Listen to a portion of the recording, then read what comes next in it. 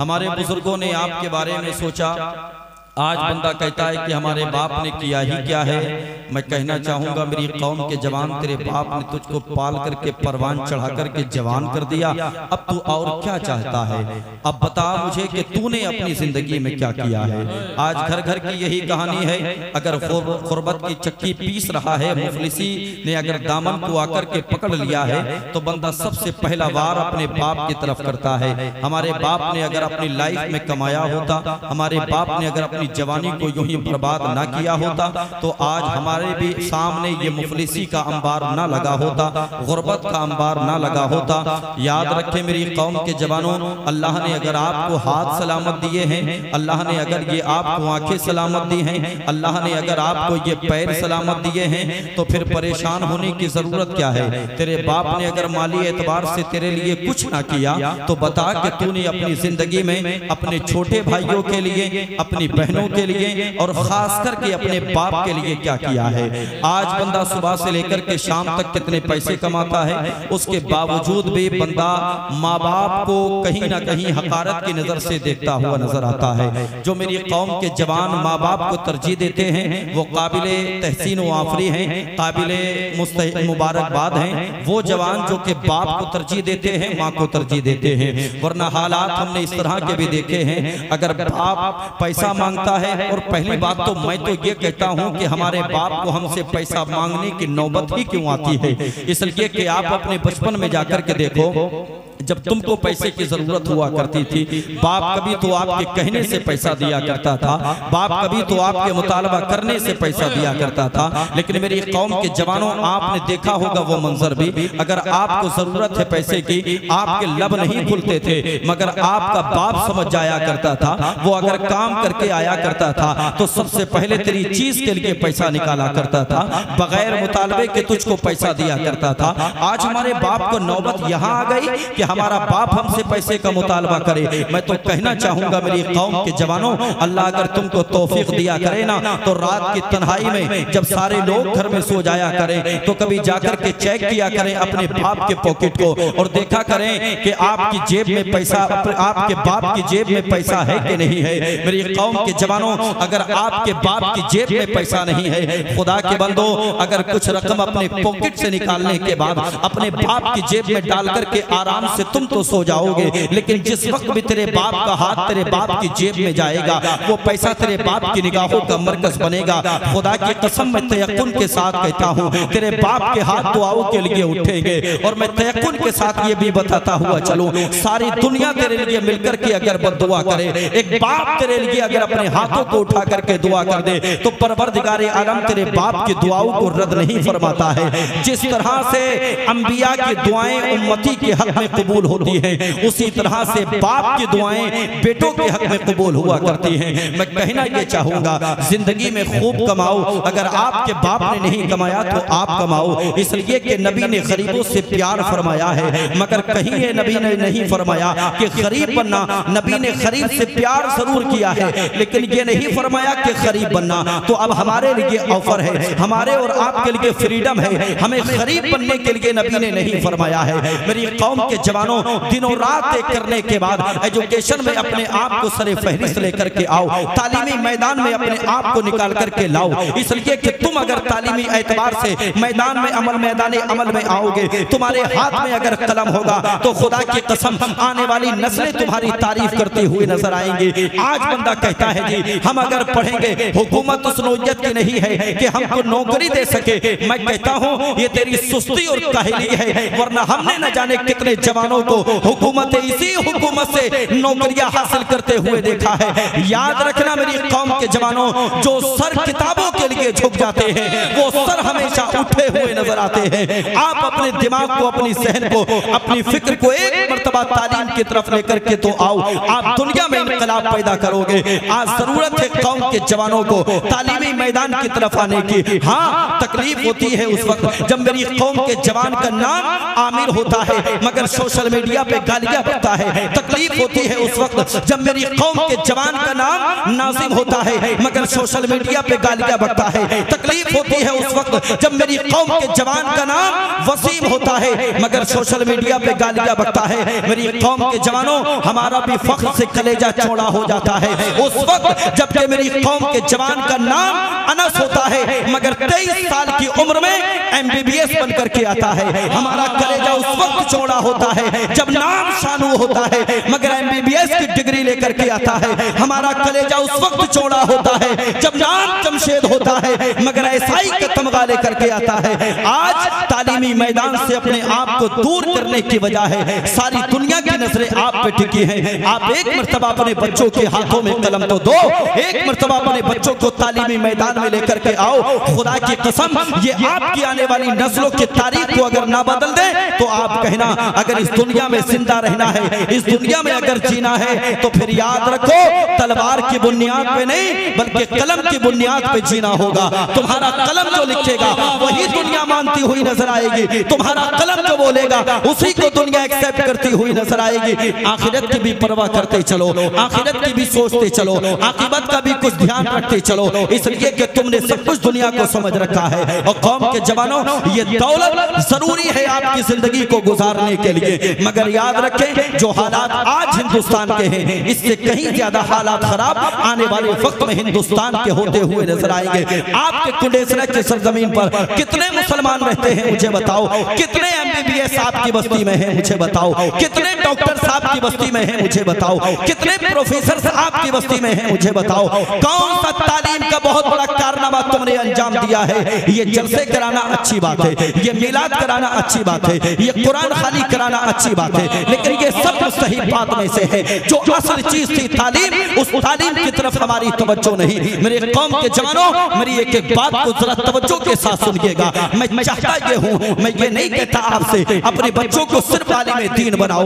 लोग कहते फिर रहे हैं आलिम बनाओ, आलिम बनाओ, आलिम बनाओ, आलिम बनाओ, अच्छी बात है, लेकिन मेरा अपना नजरिया ये है, मैं हरगिज़ आपसे नहीं कहूंगा कि आप अपने बच्चे को हाफिज बनाओ, हरगिज़ आपसे नहीं कहूंगा आप अपने बच्चे को कारी बनाओ, इसलिए कि मैं जानता हूं जब लफ्ज़ हाफिज तुम्हारे सामने बोला जाता है तो उसका पूरा बैकग्राउंड तुम्हारी निगाहों के सामने आ जाता है। लफ्ज़ कारी तुम्हारी निगाहों के सामने बोला जाता है, पूरा बैकग्राउंड तुम्हारी निगाहों के सामने आ जाता है। हम चाहते ये हैं कि एक तरफ मेरी कौम के शहजादे के हाथ में दुनिया की तालीम हो और दूसरी तरफ मेरी कौम के शहजादे के हाथ में यही कुरान हो। हम चाहते ये हैं वक्त आने पे मेरी कौम का शहजादा जज की कुर्सी पर बैठने के बाद फैसले सुनाए और वक्त आने पर मुसल्ला इमामत पर खड़े होने के बाद मुस्तफा का नायक बन करके दिखाए। नारे तकबीर, नारे रिसालत, मसलक आला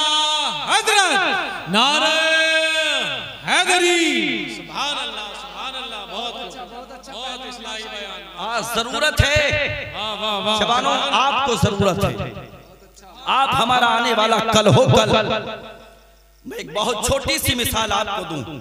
जितने लोग आप यहाँ बैठे हैं ना, फर्ज कीजिएगा कि आप कुछ नहीं कर पाए, मगर खुदारा अपनी आने वाली नस्लों के लिए तो कुछ कर लो। तुम्हारी जैसे चाहे कट गई, मगर आने वाली नस्लों के लिए तकलीफ का सबब न बनो।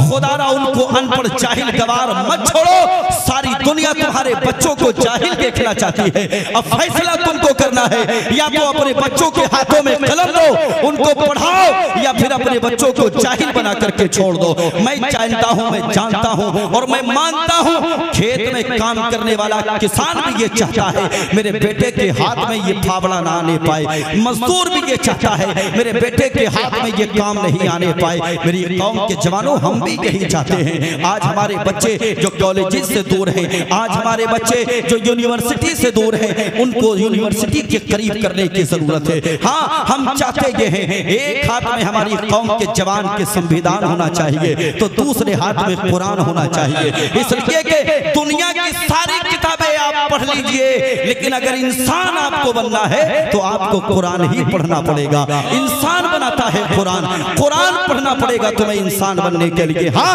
आज बंदा मामला बड़ी आसानी के साथ कह देता है। ये ज्योग्राफिया अलग की तालीम है, ये फलसफा अलग की तालीम है, ये बायोलॉजी अलग की तालीम है। याद रखना मेरी कौम के जवानों, ये तालीम अलग की तालीम नहीं, ये दुनिया की तालीम अलग की तालीम नहीं। फलसफा कुरान ही से लिया गया, ज्योग्राफिया कुरान ही से लिया गया, मैथ कुरान ही से लिया गया, ये बायोलॉजी कुरान ही से ली गई। याद रखें, जब इस भारत के अंदर, पूरी दुनिया के अंदर कोई यूनिवर्सिटी नहीं थी, तब भी यही कुरान पढ़ने वाले मौजूद थे। और ये सच्चाई है, दुनिया के अंदर कोई यूनिवर्सिटी नहीं थी मगर कुरान पढ़ने वाले मौजूद थे। हमने यहां तक तारीख पढ़ी है, एक दौर था कोई यूनिवर्सिटी नहीं, कोई कॉलेज नहीं, उसके बावजूद भी एक बंदा ऐसा गुजरा है कि जिसने पूरी दुनिया को नाप लिया। एक ही जगह पे खड़े होकर के, कोई आला नहीं था नापने के लिए, एक ही जगह पे खड़े होकर के उसने नाप लिया था। इधर दुनिया इतनी है, इधर दुनिया इतनी है, इधर दुनिया इतनी है, इधर दुनिया इतनी है। एक ही जगह पे किसी जगह हिल करके नहीं गया। जब पूछने वालों ने पूछा तो पता चला कि वो किसी यूनिवर्सिटी का फारिग नहीं था, बल्कि मदरसे का तालिब इल्म था, कुरान का तालिब इल्म। आप दुनिया की कोई सी किताब पढ़िएगा, मगर आपको इंसान बनने के लिए कुरान ही की तालीम चाहिए। पढ़िए और जितना हो सके पढ़िए। जवानों, मैं पूरे भारत में कहता फिर रहा हूं, खास करके जवानों से काउंटिंग कीजिए अपनी बस्ती में जवानों की, ग्रुप्स बनाइए, कौन जवान कौन से फील्ड में जाना चाहता है, तैयारियां कीजिए, माँ बाप की दुआएं लीजिए, परवरदिगारे आलम आपको कामयाबी देने वाला। बढ़िए तो सही आगे, ये कहकर के दामन नहीं छुड़ा सकते कि लोग हमको नौकरियां नहीं देंगे। हम कहते हैं कि तू पढ़ना ही नहीं चाहता, वरना जो पढ़ते हैं रात दिन एक करते हैं, जो सर किताबों में झुकते हैं, फिर वही सर हमने उठे हुए देखे। और इस सच्चाई से तुम दामन नहीं बचा सकते, ये सच्चाई है। तो मेरी कौम के जवानों, आइए मैदाने अमल में, इसलिए कि आज हालात खास करके इस्लाम के ताल्लुक से भारत के बहुत नाजुक हैं, और हम इजाजत नहीं देंगे इस्लाम के किसी मानने वाले को कि तुम तलवार लेकर के आओ। तुम जो तालीम से दूर चले गए हो ना, बस तुम तालीम की तरफ आ जाओ, जवाब खुद ब खुद दुनिया वालों को मिल जाएगा। आज क्या हो रहा है प्रशासन में तुम्हें खबर नहीं है, वुकला क्या कर रहे हैं तुम्हें मालूम नहीं है, इसलिए कि तुम्हारा कोई बंदा नहीं है। आज हर महकमे में दुनिया के आपका कोई बंदा होना चाहिए, दुनिया के हर महकमे में हमारा बंदा होना चाहिए। इसलिए कि वक्त आए तो फिर वो हिंदुस्तान के लिए भी अपनी जान को कुर्बान करता हुआ। सभी का खून है शामिल यहाँ की मिट्टी में, किसी के बाप का हिंदुस्तान थोड़ी है। हक अदा कीजिए, तालीम के मैदान में आगे आइए, तालीम को मजबूती से पकड़िएगा। जब तालीमी एतबार से आप आगे आएंगे तो फिर आपको पता चलेगा कि कब्र क्या है, आपको पता चलेगा कि हश्र क्या है, आपको पता चलेगा कि दोज़ख क्या है, आपको पता चलेगा कि जन्नत क्या है। हाँ, इस खाम ख्याली में मत रहना कि एक दिन आएगा मर जाएंगे चले जाएंगे दुनिया से, जाना तो सबको ही है जी। और बंदा कहता है देख लेंगे वहां क्या होना है, देख लेंगे। तेरे आबा व अजदाद ना देख सके तो तू क्या देखेगा, क्या देखेगा मेरे भाई। उम्र आपकी तालीम की अगर नहीं है, उसके बावजूद भी आपको चाहिए कि आप इमाम की बारगाह में आकर के ज़ानुए अदब को तय करें, इमाम के पास आकर के अपनी नमाजों को दुरुस्त करें, इमाम के पास आकर के अपने कलमों को दुरुस्त करें, इमाम के पास आकर के ज़रूरियात दीन को सीखते हुए नजर आए। आज हम इमाम के पास आते हैं, आकर के बैठ जाते हैं, बैठने के बात बताओ कितना दीन सीखते हो, कितना दीन तुम अपने घरों में लेकर के जाते हो। और खुदा के बंदो आखिरत की परवाह करो, खुदा के बंदो बंदो आखिरत के बारे में सोचो। एक नाम है अमर बिन मुस्लिम, वो कहते हैं कि मेरे पड़ोस में एक ऐसा शख्स रहा करता था जो कब्र खोदने का काम किया करता था। मैं बैठा हुआ था, एक दिन मेरे दिमाग में क्या आया, मैंने चाहा कि उसको बुलाऊं और बुलाने के बाद उससे मालूम करूं, बता तो सही कि तू कब्रिस्तान में जाने के बाद वहां की कब्रों को खोदा करता है, बता तूने कभी कोई कब्रिस्तान में कोई अजीब व गरीब बात देखी कि नहीं देखी। अल्लाहू अकबर, कब्र खोदने वाला बैठा है निगाहों के सामने। उसने कहा हाँ हाँ, एक दिन ऐसा मंजर मेरे रब ने मुझे दिखाया कि मेरी जिंदगी का जुग्राफिया चेंज हो गया, मेरी जिंदगी में बदलाव पैदा हो गया। कहा बता तो सही तेरी जिंदगी में कौन सा ऐसा मंजर रब ने दिखाया। वो कहता है कि मेरी आदत थी, मैं कब्रिस्तान में जाने के बाद कब्रें खोदिया करता था और मेरी आदत में शामिल ये था, मैं 2-3 कब्रें ऑलरेडी तैयार करके रखा करता था। मेरी आदत थी, मैंने एक कब्र खोदी, मैंने दूसरी कब्र खोदी, लेकिन जब मैं तीसरी कब्र खोदने लगा तो मैंने क्या देखा कि कब्र में से आग की शुआएं निकल रही हैं, कब्र में से तपिश आ रही है, ऐसा लग रहा है कि कब्र के चारों तरफ आग चल रही है। अल्लाहू अकबर, मैं गया एक दरख्त के नीचे जाकर के बैठ गया, मैंने थोड़ी देर आराम लिया, लेकिन मैंने इरादा किया था कि कब्र को मुकम्मल ही करके मानूंगा। आखिरकार मैंने कब्र को मुकम्मल कर लिया, मैं दरख्त के नीचे साया बना करके बैठ गया। मैं देख रहा था कब्र की तरफ मेरी निगाहें टिकी थी। अचानक मेरे रब ने मेरी निगाहों के सामने से पर्दे को हटाया, मेरे रब ने मुझे दिखाया आसमान की तरफ से 2 सवार आए और कब्र के पास उतरे। उतरने के बाद एक सरहाने की तरफ चला गया, एक पाइती की तरफ चला गया। जो सरहाने की तरफ गया था उसने पाइती की तरफ वाले से कहा लिखो इस कब्र के बारे में। कहा क्या लिखें? कहा इस कब्र के बारे में लिखो 1200 मील लंबी और 1200 मील चौड़ी इस कब्र के बारे में लिखो। कितनी? 1200 मील लंबी और 1200 मील चौड़ी इस कब्र के बारे में लिखो।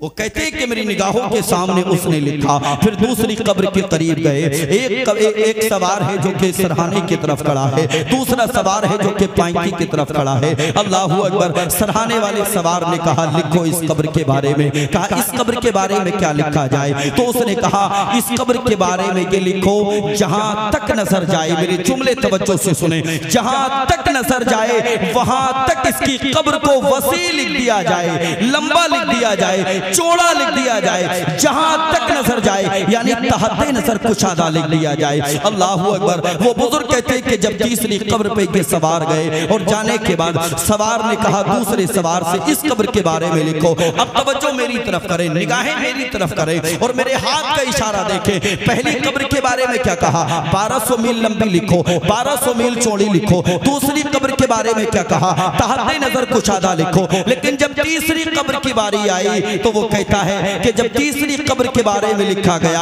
तो इरशाद हुआ जो आने वाले सवार थे उन्होंने कहा कि इस कब्र के बारे में लिखो इस कब्र की लंबाई और चौड़ाई, ये शहादत की उंगली और ये अंगूठा मिलाया, कहा इतनी लिखो। अल्लाह, कितनी लिखो? कहा इतनी लिखो। वो कब्र खोदने वाला कहता है कि मेरी हैरत की इंतहा ना रही, अब मैं कहीं नहीं गया, मैं इंतजार करने लगा, मैं देखूंगा कि इन कब्रों में कौन आता है। अल्लाहू अकबर, अल्लाहू अकबर। कब्र में सबको जाना है मेरे भाई, कब्र की तैयारियां करते चलो। हाँ हाँ, कब्र की तैयारियां करते चलो। तुम दुनिया ही में रह करके कब्र की तैयारियां करोगे। याद रखें, अपने गुरूर को, अपने घमंड को, अपनी अना को, अपनी तकब्बुर को एक तरफ फेंक करके आओ और आओ इस्लाम की बका के लिए, आओ इस्लाम के तहफ्फुज़ के लिए, आओ इस्लाम को उरूज देने के लिए, अपने आप को लेकर के आओ मेरे भाई। अल्लाह ने आपसे बहुत ज्यादा काम लेना है। समझो अपनी जिम्मेदारी को, अपनी जिम्मेदारी को एक्सेप्ट करो। अपने घरों में इस्लामी माहौल पैदा करो, अपने घरों में इस्लामी माहौल पैदा करने के बाद इस्लामी कल्चर को अपने अपने अपने घरों में रखो, लेकिन दुनियावी कल्चर को अपने घरों में मत आने दो। याद रखो, अगर भाई है तो बहन की हिफाजत की जिम्मेदारी है, बेटा है तो माँ की हिफाजत की जिम्मेदारी है, शोहर है तो बीवी की हिफाजत की जिम्मेदारी है। ये नहीं चलेगा मैदानी महशर में मौला हमारा तो दामन साफ है। खुदा के बंदे, तुझे भाई बनाया था, तूने बहन पे नजर ना रखी, तुझे बेटा बनाया था, तूने माँ पे नजर ना रखी, तुझे शोहर बनाया था, तूने बीवी पे नजर ना रखी। अपनी निगाहों की हिफाजत करो।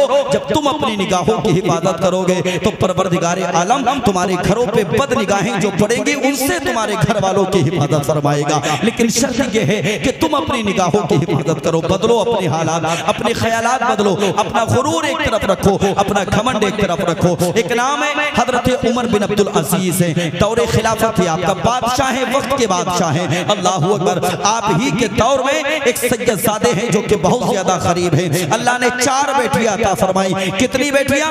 जबान से बोले, कितनी बेटियां?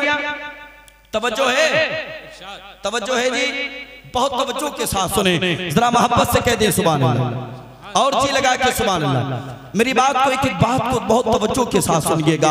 नाम है उमर बिन अब्दुल अजीज। उन्हीं के दौर में एक सैयदजादे हैं जिनको अल्लाह ने 4 बेटियां अता फरमाई। हमने देखा है दुनिया का माहौल, अल्लाह अगर किसी को 2 बेटियां भी देता है ना, तो फिर रातों में तन्हाई में उठ उठ करके बाप रोया करता है, मौला बेटियां अता फरमाई हैं तो इनके जहेज का इंतजाम भी फरमाना, बेटियां अता फरमाई हैं तो इनकी रुखसती का इंतजाम भी फरमाना। अल्लाह अकबर। 4 बेटियां अता फरमाई। ये सैयदजादे हैं, किसी से सदका नहीं ले सकते, किसी से खैरात नहीं ले सकते, अल्लाह अकबर, किसी से ज़कात नहीं ले सकते। रात की तन्हाई में अपने नाना को याद करके रोने लगे, और जब ये नाना को याद करके रोए तो नबी ने करम फरमाया, मदीने के ताजदार इनके ख्वाब में तशरीफ ले आए। सुभान अल्लाह, सुभान अल्लाह, वाह वाह वाह, सुभान अल्लाह। ख्वाब में तशरीफ लाए, मेरे नबी ने फरमाया, शहजादे क्या हुआ? या रसूल अल्लाह, गुर्बत ने रुला दिया, मुफलिसी ने रुला दिया, 4 बेटियां हैं 4, मगर शादी का इंतजाम नहीं। अल्लाह अकबर। मदीने वाले ने करम फरमाया, मदीने वाले ने फरमाया, शहजादे नाम है उमर बिन अब्दुल अजीज, उसके पास जाना और उससे जाकर के उसके कान में कहना, रोजाना 10,000 मरतबा नबी की बारगाह में दुरूद पाक पढ़ा करते हो तुम, परसों तुमने 3,000 मरतबा दुरूद पाक कम पढ़ा है। रोजाना 10 कुरान के पारे पढ़ा करते हो, 3,000 मरतबा दुरूद पाक कम पढ़ा है। मदीने के ताजदार ने फरमाया है कि उसका जुर्माना तुमको देना पड़ेगा। अल्लाह अकबर। जुर्माना देना पड़ेगा। अब ये शहजादा उठा और उठने के बाद इसने तलाश करना शुरू किया। ये तलाश करने के लिए जब निकला, इसने सोचा कि शायद मदरसे के मुतवल्ली का नाम होगा उमर बिन अब्दुल अजीज, एक खतीब का नाम होगा, इमाम का नाम होगा, अल्लाह अकबर, किसी बुजुर्ग का नाम होगा। लेकिन जैसे ही इसने बाहर निकल करके जाकर के पूछा, मुझे उमर बिन अब्दुल अजीज से मिलना है, लोगों ने कहा बादशाह से मिलना है। इसकी हैरत की इंतहा ना रही। कहा मैं जिससे मिलने के लिए जा रहा हूँ क्या वो बादशाह है? कहा हाँ हाँ, जिसके बारे में तुम पूछ रहे हो वो कोई और नहीं बल्कि बादशाह है। अल्लाह अकबर। उमर बिन अब्दुल अजीज का दरबार लगा है। शहजादा गया और जाने के बाद उमर बिन अब्दुल अजीज के कान में जाकर के कहने लगा, क्या तुम्हारा ही नाम उमर बिन अब्दुल अजीज है? उसने कहा हाँ हाँ, मेरा ही नाम उमर बिन अब्दुल अजीज है। क्या तुम रोज 10 मरतबा कुरान के 10 पारों की कुरान की तिलावत किया करते हो, कुरान के 10 पारे पढ़ा करते हो? जब इतना सुना उमर बिन अब्दुल अजीज की हैरत की इंतहा ना रही। हाथ पकड़ा, बता जल्दी से कौन है, कहां से आया है? इसलिए कि मैं जानता हूं या मेरा परवरदिगार जानता है। इतना ही नहीं, शहजादे ने कहा तुम्हारा ही नाम अब्दुल अजीज है, उमर बिन अब्दुल अजीज है, तुम रोजाना 10,000 मरतबा नबी की बारगाह में दुरूद पाक पढ़ा करते हो। अल्लाह अकबर। जब इतना कहा तो और हैरत की इंतहा ना रही। इतना जब सुना, हैरत की इंतहा ना रही। का जल्दी बताओ तुम कौन हो, कहां के रहने वाले हो, कहां से आए हो? अल्लाह अकबर। वो बुजुर्ग कहते हैं, वो शहजादा कहता है नबी का, कहता उमर बिन अब्दुल अजीज ठहरो, मेरी बात मुकम्मल होने दो। का बात मुकम्मल कर। शहजादे ने कहा परसों तुमने 3,000 मरतबा कम भी पढ़ा है। अल्लाह अकबर। इतना जब कहा ना तो हैरत की और इंतहा ना रही।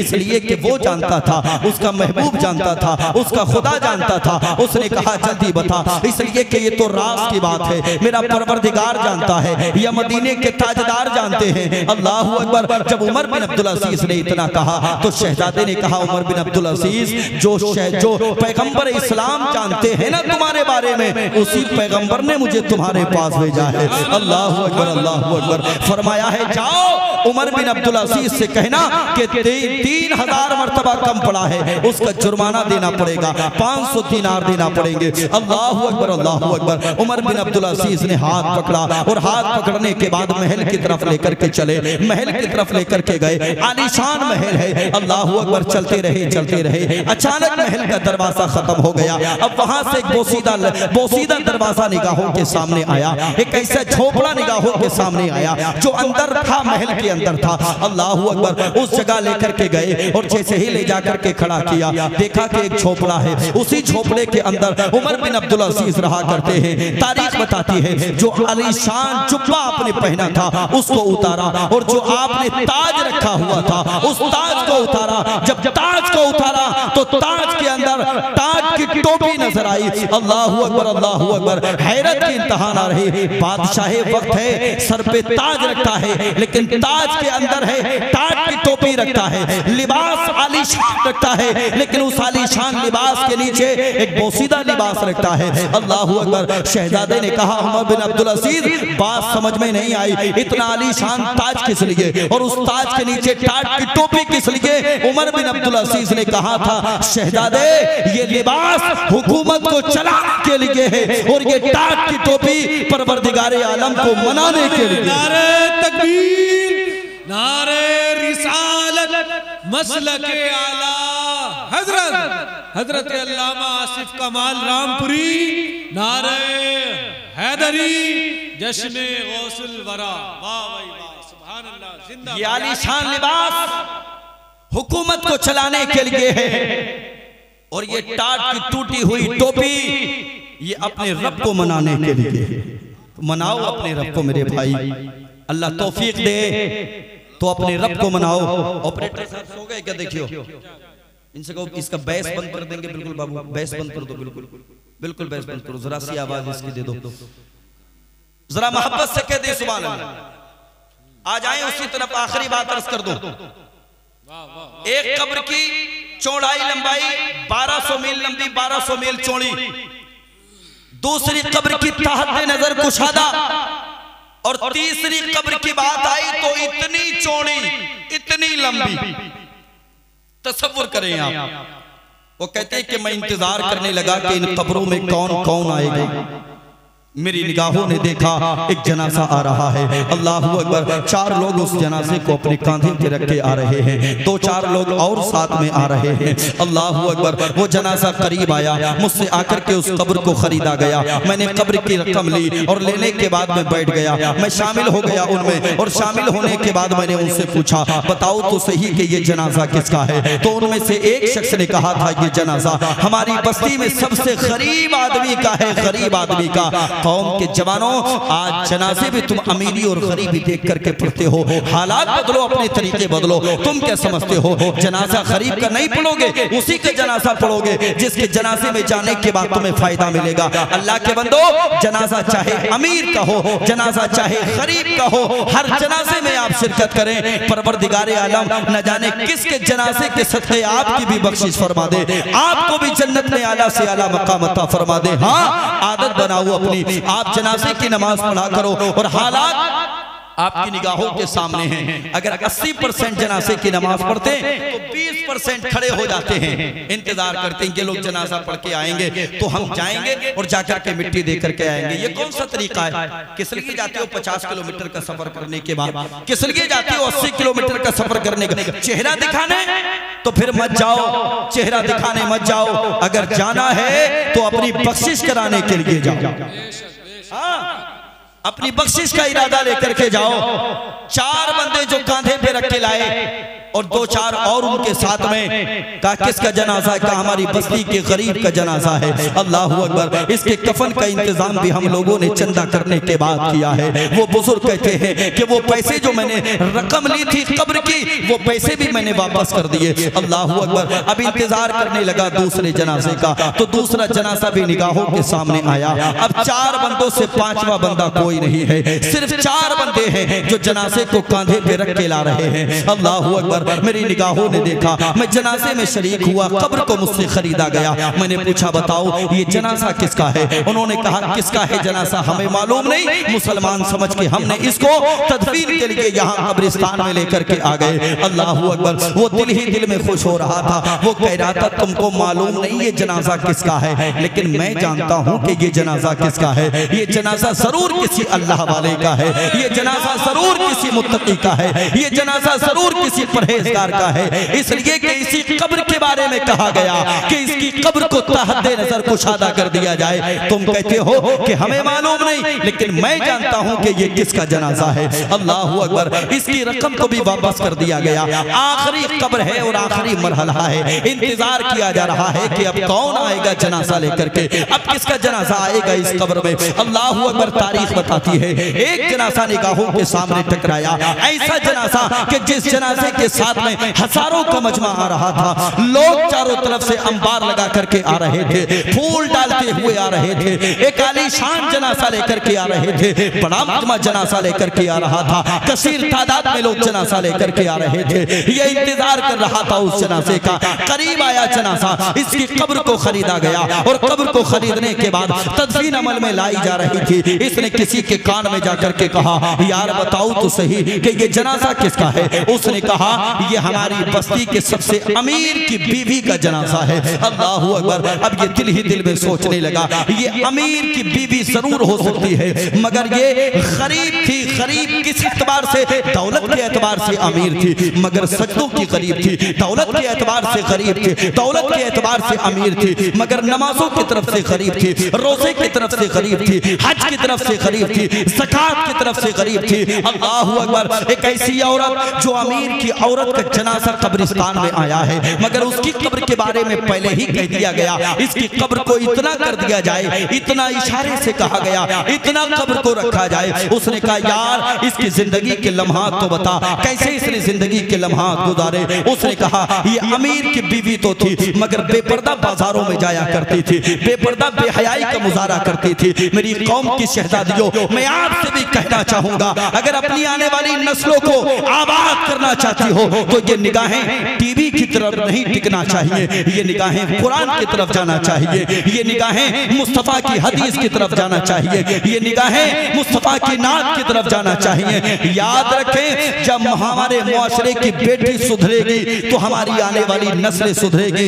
इसलिए कि इनके आगोश मोहब्बत से जो बच्चा दुनिया में आएगा, खुदा की कसम यकीनन वो बेटा खालिद बिन वलीद तो नहीं, मगर गुलाम खालिद बिन वलीद बनकर के पैदा होगा। हाँ, अबू बकर सिद्दीक अब नहीं आएंगे, मगर गुलाम सिद्दीक अकबर पैदा होंगे, गुलाम हजरत उमर पैदा होंगे, गुलाम हजरत उस्मान गनी पैदा होंगे, गुलाम हजरत मौला अली पैदा होंगे। अब कोई हुसैन नहीं आएगा, मगर घर घर में गुलाम हुसैन पैदा होगा। नारे तकबीर, नारे रिसालत, मसलके आला हजरत, जश्न गौसुल वरा, महफिले इसाले सवाब, हजरत अल्लामा आसिफ कमाल रामपुरी साहिब क़िबला। सुभान अल्लाह ने कुरान में फरमाया, तिलकल अय्यामु नुदाविलुहा बैनन नास।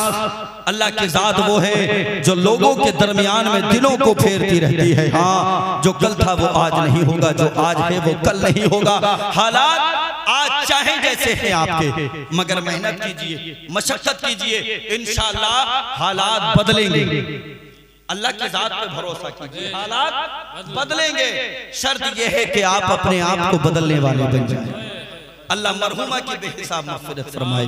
मौला उनके भाई मोहम्मद यासीन और उनकी बहनें, उनके वालिद, उनकी वालदा को परवरदिगार उनके ऐसो अक़रबा को सब्र जमील की दौलत से माला मौला उनकी कब्र पे रहमत व नूर की बारिश फरमाए। मेरी कौम के जवानों, आप मेरे लिए कोई नए नहीं हो, मैं आपके लिए कोई नया नहीं हूँ। अल्हम्दुलिल्लाह ये सारे चेहरे मेरे पहचाने हुए हैं, इसलिए जवानों को देख करके बात जवानी की आ गई और खास करके जवानों को पैगाम दिया। अल्लाह तौफीक दे आपको, मेहनत कीजिए। हम देखना चाहते हैं कि आप IAS का तमगा लेकर के आए, आप IPS का तमगा लेकर के आए, आप SI का तमगा लेकर के आए, आप MBBS बन करके आए।